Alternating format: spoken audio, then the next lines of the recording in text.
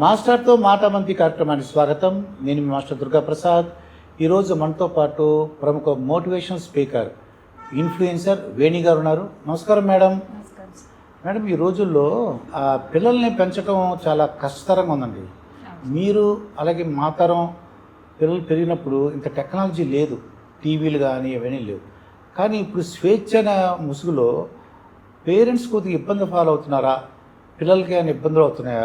ఈ generation people ఎటువంటి ఇబ్బందులు ఫాలో అవుతున్నారు? యాక్చువల్గా మనం మాట్లాడుకుంటే సార్, ఇప్పుడు జనరేషన్కి చాలా డేంజర్ జోన్లు అయితే ఉన్నారు జనరేషన్. ఎందుకు అంటే వాళ్ళు మనల్ని నమ్మడం మానేశారు. పేరెంట్స్ని వాళ్ళ ఫ్రెండ్స్ నమ్మడం కానీ బయట అదర్ పర్సన్ ఎవరినైనా ఈజీగా నమ్మేయడానికి ఎక్కువ ఇంట్రెస్ట్ చూపిస్తున్నారు. అంటే ఈ జనరేషన్ పీపుల్ పేరెంట్స్ కంటే బయట వాళ్ళని ఈజీగా నమ్ముతారు. సో అదేమవుతుందంటే అది ఒక టెంపరరీ అటెన్షన్ అని వాళ్ళకి అర్థం కావట్లేదు. పేరెంట్స్ చెప్పేది వాళ్ళకి ఎలా ఉందంటే ఇది ఏదో ఓల్డ్ ఫ్యాషన్ వర్డ్స్ లాగా అనిపిస్తున్నాయి వాళ్ళకి. వీళ్ళు ఎక్స్పీరియన్స్ ఏమి మనకు చెప్పుకుంటారు, ఇది మన ఫ్యూచర్ బాగుంటుంది అని ఆలోచించట్లేదు పిల్లలు. ఏమవుతుందంటే అప్పుడు వాళ్ళు టెంపరరీ అటెన్షన్ కోసం వెళ్ళి సోషల్ మీడియాలో ఫ్రెండ్షిప్స్, ఫేక్ మీటింగ్స్, ఫేక్ పార్టీస్లలో వెళ్ళి లైఫ్ని దాంట్లో ఇరికిచ్చేసుకుంటున్నారు సార్. ఇన్ ద సెన్స్ ఏంటంటే వాళ్ళ లైఫ్ స్పాయిల్ అయిపోతుంది. అలాంటి వాళ్ళకి అది తెలియట్లేదు. పేరెంట్స్ ఏం చేయాలంటే దీన్ని కొంచెం అవేర్నెస్ ఇవ్వాలి సార్. వాళ్ళు ఇప్పుడు ప్రముఖ వ్యాపారవేత్తలు ఉంటారు, ప్రముఖ రాజకీయ నాయకులు ఉంటారు. వాళ్ళ అబ్బాయో వాళ్ళ అమ్మాయిలో, లేదంటే వాళ్ళ అబ్బాయి ఉన్నాడనుకోండి, ప్రముఖులు అబ్బాయి వాళ్ళ పిల్లలు, ఈ ఆడపిల్లల తల్లిదండ్రులు కూడా గొప్పగా నేను విన్నాను అనమాట. మా అమ్మాయి పలానా ప్రముఖ వ్యాపారవేత్త కొడుకుతో ఫ్రెండ్షిప్, లేదంటే ప్రముఖ రాజకీయ నాయకుడు, ఆ రాజకీయ నాయకుడు యొక్క కొడుకుతో మా అమ్మాయి ఫ్రెండ్షిప్ అంటారు. అరే ఎక్కడికి వెళ్తున్నారు ఏంటి? ఆ తర్వాత ఏ గొడవలు వస్తున్నాయి మేడం. పేరెంట్స్కి ఇప్పుడు ఇవాళ రేపు ఏమైపోతుందంటే అది ఒక స్టేటస్ సింబల్ ఫీల్ అవుతున్నారు సార్. ఒక గ్రేట్ పిఆర్ ఉన్న పర్సన్స్ పిల్లలు, మా పిల్లల ఫ్రెండ్స్ అనేది పేరెంట్స్ ఎలా ఫీల్ అవుతున్నారు, ఒక స్టేటస్ ఫీల్. అది స్టేటస్ లాగా కాకుండా, అది అంటే స్టేటస్ లాగా ఉండి ఒక పాజిటివ్ వేలో ఉండి వాళ్ళు ఒక మంచి గ్రోత్ కోసం, లైఫ్ గ్రోత్ ఆర్ కెరియర్ గ్రోత్కో దేనికైనా వాళ్ళు యూటిలైజ్ చేసుకొని వాళ్ళకు బాండింగ్ మంచిగా ఉన్నంత వరకు బాగుంటుంది సార్. అది ఒకవేళ ఇంపాక్ట్ రాంగ్ అయితే మాత్రం అప్పుడు పేరెంట్సే పనిష్ చేసుకోవాల్సి వస్తుంది. ఎందుకంటే ఆ ఫ్రీడమ్ వాళ్ళకి ఇచ్చేసారు వాళ్ళు. సో వాళ్ళు సఫర్ అయినప్పుడు కంపల్సరీ పేరెంట్స్ కూడా దాన్ని సఫర్ అవ్వాల్సి వస్తుంది. సో పిల్లలకి ఒక ఫాదర్ కూర్చోబెట్టి లైఫ్ అవేర్నెస్ ఇవ్వాలి సార్. ఇవాళ రేపు మదర్ వచ్చి అమ్మాయికి ఇవ్వాలి. ఇవాళ రేపు లగ్జరీస్ ఇస్తున్నారు కానీ లైఫ్ మీద అవేర్నెస్ ఇవ్వట్లేదు. ఎవరిని నమ్మాలి, ఎవరిని నమ్మొద్దు అనే ఆ ఐడియా పిల్లలకి ఇవ్వట్లేదు. సో పిల్లలకి ఏమైపోతుందంటే ఈజీగా మోసపోవడానికి కారణం. ఇప్పుడు ఏమవుతుంది, ఆ పాప అమ్మాయి ఉంటుంది, మైనర్ పాప అంటున్నారు, ఇతనేమో మేజర్ అంటున్నారు. ఇద్దరు మరి ఎలాగ కలుసుకున్నారు? నిజంగా కలుసుకున్నారా, కలుసుకోలేదా? అసలు ఆ సిచ్యువేషన్ ఎలా వచ్చింది? పేరెంట్స్ ఏం చేస్తున్నారు ఆ టైంలో? ఫర్ ఎగ్జాంపుల్ December 31 ఉందనుకోండి. December 31 ఇద్దరు కలిసి వెళ్ళారంటే పేరెంట్స్ ఏం చేస్తున్నారు? ఒకటే సార్, పేరెంట్స్ అంటే ఎవరి పేరెంట్స్ అయినా, మీరైనా నేనైనా ఒక పేరెంట్గా మన పిల్లల్ని మనం నమ్ముతాం, ఫస్ట్ బిలీవ్ చేస్తాం. మా పిల్లలు తప్పు చేయరు, వాళ్ళకి ఇంట్లో సిచ్యువేషన్స్ తెలుసు, మేము తెలుసు, అన్నీ తెలుసు అనుకుంటారు ఎవరైనా. సో వాళ్ళు రాంగ్ చెయ్యరు అన్న వీళ్ళ ట్రస్ట్ ఉంటుంది కదా, అది ఆ పిల్లలు యూటిలైజ్ చేసుకుంటున్నారు. అందుకని వాళ్ళకి నేను చెప్పొచ్చేది ఏంటంటే పేరెంట్స్ ఖచ్చితంగా ఒక సండేనో ఒక సాటర్డేనో వాళ్ళకి వీలైనప్పుడు అసలు ఎక్కడ తిరుగుతున్నారు, ఏంటి నీ సర్కిల్, నీ లైఫ్ స్టైల్, నీ నెక్స్ట్ లైఫ్ ఏంటి, నువ్వేం ప్లాన్ చేసుకుంటున్నావు, అవన్నీ మనము డిస్కస్ చేస్తూ ఉంటే వాళ్ళలో ఉన్నవి మనకు ఐడియాస్ వస్తాయి సార్. దాన్ని బట్టి మనకు ఐడియా, దాంతో మనం వాళ్ళు కరెక్ట్ చేయగలుగుతాం. పేరెంట్స్ ఏమైపోయిందంటే వాళ్ళ లైఫ్లో వాళ్ళు బిజీ అయిపోయి పిల్లలు ఏం చేస్తున్నారు అని అబ్జర్వ్ చేయడం తగ్గిపోయింది. అవునండి.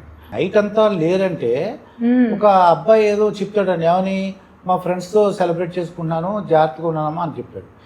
ఆడపిల్లల్ని ఎలా వదిలేస్తారో అర్థం అవ్వట్లేదండి. ఆడపిల్లల్ని ఆ తల్లిదండ్రులు కూడా జాగ్రత్తగా ఉండాలి కదా. అదే అంటున్నాను సార్, ఇదంతా కారణం నమ్మకం. అంతే, ఒక నమ్మకం అనే వర్డ్స్ని వాడుకుంటున్నారు యూత్. అందరూ అనను, కొంతమంది పిల్లలు దాన్ని వాడుకుంటున్నారు. పేరెంట్స్ కూడా బ్లైండ్గా పిల్లలు నమ్మడం మొదలుపెట్టారు. నేనేమంటా అంటే ఎన్ని మనం ఇచ్చినా మంచైనా రేపు మనల్ని అంటారు, చెడైనా మనల్ని అంటారు. సో నేను చెప్పేది ఏంటంటే ప్రతి పేరెంట్స్కి పిల్లలని అబ్జర్వ్ చేసి ఒక పార్ట్ వాళ్ళ వీక్లో ఒకసారి పెట్టుకోవాలని.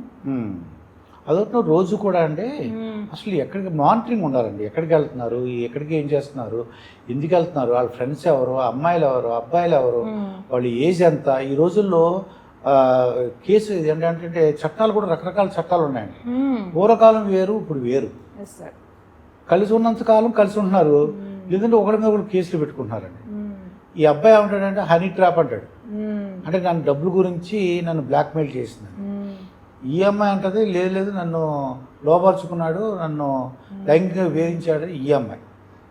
నిజంగా పేరెంట్స్ ఎంత బాధపడతారమ్మా వాళ్ళు నిజంగా. 100% సార్. పేరెంట్స్కి చాలా పెయిన్ఫుల్. ఇప్పుడు పిల్లల్ని పెంచడం అయితే చాలా పెయిన్ఫుల్ అవుతుంది, చాలా పెద్ద టాస్క్ అవుతుంది. వాళ్ళని మనం పంపించలేదు అంటే వాళ్ళు అదో రకంగా ఆలోచిస్తున్నారు. పంపించాము అంటే అన్నెసరీ థింగ్స్ అన్ని ఇంటికి తీసుకొచ్చి పెడుతున్నారు. వాళ్ళకి ఇంకా మనం చెప్పే వరకు చెప్పాలి సార్. వాళ్ళకి ఒక ట్రైనింగ్ అనేది మనమైతే 100% ఇవ్వాలి. బయట ఎవ్వరో ఇవ్వరు, మనమే ఇవ్వాలి. పిల్లలు కూడా అర్థం చేసుకోవాలి ఎందుకు మనకు చెప్తున్నారు, ఏంటి రీజన్ అని. ఇన్ని స్టోరీస్ బయట చూస్తున్నారు వాళ్ళు. అసలు ఇప్పటి యూత్ అయితే మనప్పుడు లేదు సార్ అలా. ఇప్పటి యూత్ అయితే చాలా ఇంటెలిజెంట్ ఉన్నారు, మెచ్యూరిటీ ఉన్నారు. వాళ్ళు డెసిజన్ మేకర్స్ కూడా అవుతున్నారు. వాళ్ళు ఏం చదువుకోవాలి వాళ్ళు డిసైడ్ అవుతున్నారు, వాళ్ళు ఏం తీసుకోవాలని డిసైడ్. అలాంటప్పుడు వాళ్ళకి ఒక బ్యాడ్ చేస్తున్నాము అంటే ఇది మా పేరెంట్స్కి ఎఫెక్ట్ అవుతుంది, నా లైఫ్ ఎఫెక్ట్ అవుతుంది అని తెలియకుండా ఏం చేయట్లేదు సార్. వాళ్ళు ఒక ఎంజాయ్మెంట్ కింద ఫీల్ అవుతున్నారు. నేను తప్పుగా అనట్లేదు పిల్లల్ని, ఏంటంటే అవేర్ లేదు పిల్లలకు కూడా. అది అటు పార్టీకి కానీ ఇటు పార్టీకి కానీ ఏంటంటే అవేర్నెస్ లేదు. అది ఫ్రీడమ్ అనే వర్డ్లో వాళ్ళకి తెలియకుండానే మిస్టేక్స్ జరుగుతాయి. ఇప్పుడు దానివల్ల ఏమవుతుందంటే ఈ చట్టాలు ఉండటం వలన ఆ చట్టాలతో చట్టం అందరికి చుట్టం కాదని చెప్పేసి ఎంతటి ప్రముఖ వ్యాపారవేత్త అయినా ఎంత రాజకీయ నాయకుడు వాళ్ళ మీద కేసులు వస్తున్నాయండి. కాబట్టి ఇది ఒక గుణపాఠంగా అనుకుని పేరెంట్స్ అందరూ కూడా పిల్లల్లోని ప్రతి క్షణం ఎక్కడికి వెళ్తున్నారు, ఎవరితో ఉంటున్నారు, వాళ్ళ ఏజ్ ఎంత, ఆడపిల్లల మైనర్ల దగ్గరికి ఏమైనా వెళ్తున్నారా, ఇవన్నీ చూడటం మంచిదని నాకు అనిపిస్తుంది. 100% మానిటరైజింగ్ వెరీ ఇంపార్టెంట్. ఆయన రాజకీయ నాయకుడా, స్కూల్ టీచరా, రైతా అని కాదు, అందరికి పిల్లలు ఆనిముత్యాలే. అందరి పిల్లల భవిష్యత్తు అందరికీ ఇంపార్టెంటే. అంటే పిల్లలు అన్ని మనకు చెప్పి చేయరు కదా సార్. పేరెంట్స్ కూడా మనం బ్లేమ్ చేయలేము. బట్ మన నుంచి ఒక రోజు ఒక గిల్ట్ రాకూడదు. నేను ఇలా చెప్పింటే బాగుండదేమో, నేను చెప్పకపోవడం వల్ల కూడా ఇలా జరిగిందేమో అని మనకు ఆ గిల్ట్ కూడా ఉండొద్దు. నేను చెప్పడం ఏంటంటే మానిటర్ ఇస్ వెరీ ఇంపార్టెంట్. నువ్వు ఎవరితో తిరుగుతున్నావు, ఏం చేస్తున్నావు, నీ సర్కిల్ ఏంటి, నీ ఫ్యూచర్ ఏంటి అని కూర్చొని పిల్లలతో ఫ్రెండ్లీగా ఉండి డిస్కస్ చేసామంటే, యాక్చువల్ సార్ ఫ్రెండ్షిప్ మనం పిల్లలతో చేసామంటే ఈ మిస్టేక్స్ అనేది చాలా తక్కువ చూస్తాం. అదే ఇంకోటి ఏంటంటే నాకు వేణిగా నాకు అనిపిస్తుంది, పిల్లలు ఏదన్నా తప్పు చేస్తే ధైర్యంగా చెప్పేంత అవకాశం పేరెంట్స్ ఇవ్వాలండి. అంటే ఈ తప్పు చేసేమో ఇంట్లో చెప్తే మమ్మల్ని తిడతారేమో అన్నాక మమ్మల్ని దాచేస్తుంటారు. అలా కాకుండా ఈ తప్పు జరిగింది, అనుకోకుండా జరిగింది అని చెప్పగల అవకాశం పేరెంట్స్ కూడా స్వేచ్ఛ ఇవ్వాలండి. అప్పుడే కొద్దిగా ఇటువంటి గొడవలు లేకుండా ఉంటాయేమో నాకు అనిపిస్తుంది. 100% సార్. మనము పిల్లలకి ఆ ఫ్రీడమ్ మన నుంచి ఇవ్వాలి ఫస్ట్. మనం వాళ్ళతో ఒక ఫ్రెండ్ లాగా కూర్చొని డిస్కస్ చేసినప్పుడు వాళ్ళ పేరెంట్స్ లాగా కాకుండా, పేరెంట్స్ లాగా అంటే పిల్లలు ఎలా ఫీల్ అవుతుంటే నన్ను జడ్జ్ చేస్తారు, నేను ఏం చెప్పినా జడ్జ్ చేస్తారు, నెక్స్ట్ టైం నన్ను అక్కడ పోనివ్వరేమో, నెక్స్ట్ టైం నన్ను ఇది చేయనివ్వరేమో అని పిల్లలకి ఒపీనియన్ ఉండిపోతుంది. అలా కాకుండా మనం పిల్లలతో ఒక ఫ్రెండ్లీగా ఉండి, ఏంటి నాన్న ఏం చేస్తున్నావు, ఒక ఫ్రెండ్లీ నేచర్లో వాళ్ళు తప్పైనా రైట్ అయినా మనం వినడం ఫస్ట్ నేర్చుకోవాలి సార్. ఎందుకంటే మనకున్న ఎక్స్పీరియన్స్ వాళ్ళకి లేదు. లేటర్ ఆన్ వాళ్ళకి మనం ఇది కాదు అని ఎక్స్పీరియన్స్ ఇస్తూ ఉంటే వాళ్ళు ఏం చేస్తున్నామని ఒక అవేర్నెస్ వాళ్ళకి వస్తుంది. తర్వాత అండి ఈ డబ్బులు కూడా ఎంత ఖర్చు పెడుతున్నారు, డబ్బులు ఎంత తీసుకుంటున్నారు, ఏం చేస్తున్నారు ఆ డబ్బులతో.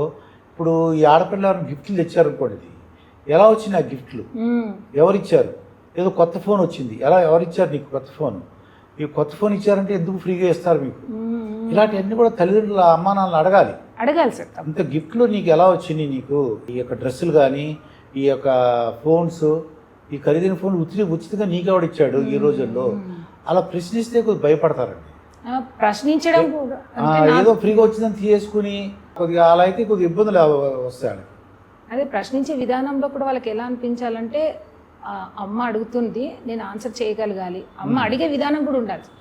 వాళ్ళకి అమ్మ అని కనిపించకూడదు, నాన్న అని కనిపించకూడదు, కానీ మన విజన్ వాళ్ళ మీద ఉండాలి. మన మానిటర్ వాళ్ళు ఎందుకమ్మా, ఏ రీజన్ లేకుండా ఎందుకు ఇస్తారు నీకు, నువ్వు వాళ్ళకి ఏమి ఇచ్చావు, నీకేమి ఎందుకు ఇచ్చారు. ఇప్పుడు మనం బయట వచ్చే బిచ్చగాడికి కొన్నిసార్లు ఇవ్వడానికి ఆలోచిస్తాం. సో నీకు అంత కాస్ట్లీ గిఫ్ట్ ఇవ్వడానికి బిహైండ్ ద రీజన్ ఏంటి, నువ్వేమి ఇచ్చావు ఫస్ట్ అంత పెద్ద నీ దగ్గరికి రావడానికి. అంటే తన దగ్గర నుంచి మనకి కొన్ని ఆన్సర్స్ వెళ్తాయి కదా, అప్పుడు మనం తనకి అది ఫిల్టర్ చేయాలి. ఇలా ఉంటుంది, ఇలా ఉంటుంది, ఇలా ఉంటుంది, ఇలా నువ్వు ఒకసారి చేయకుండా చూడు, నీకు ఏమి ఇస్తారో చూద్దాం. సంథింగ్ లైక్ మనం అలా వాళ్ళని అవేర్ చేసామనుకోండి సార్, అన్నీ మన చేతుల్లో ఉన్నాయి సార్. పిల్లల్ని ఏం చేయాలన్నా మన చేతుల్లో ఉంది. ఫస్ట్ పేరెంట్స్ చేతిలో ఉంది. మనం వాళ్ళని గైడ్ చేసుకునే విధానం ఇంపార్టెంట్. అది పర్ఫెక్ట్గా వెళ్ళిందంటే వాళ్ళు కూడా మిస్టేక్స్ చేయరని నేను అనుకుంటున్నాను. ఏదేమైనా తల్లిదండ్రులు ఇక నుంచి ఇలాంటి సంఘటనలు చూసిన తర్వాత ప్రతి పిల్లవాడిని చాలా జాగ్రత్తగా, ఆ అబ్బాయి కానీ అమ్మాయి కానీ, మైనర్లు అయితే ఇంకా జాగ్రత్త తీసుకోవాలి. చాలా జాగ్రత్త తీసుకోవాలి. మైనర్లు అయితే ఇంకా జాగ్రత్త తీసుకోవాలి. ఎక్కడికి వెళ్తున్నారన్న మానిటరింగ్ చేసుకుంటే ఎటువంటి గొడవలు లేకుండా హ్యాపీగా ఉంటారు. హ్యాపీగా ఉంటారు. ఇదండి వేణి గారితో జరిగిన ఇంటర్వ్యూ. మరొక ఇంటర్వ్యూతో మీ ముందు ఉంటాను. మీ మాస్టర్ దుర్గాప్రసాద్.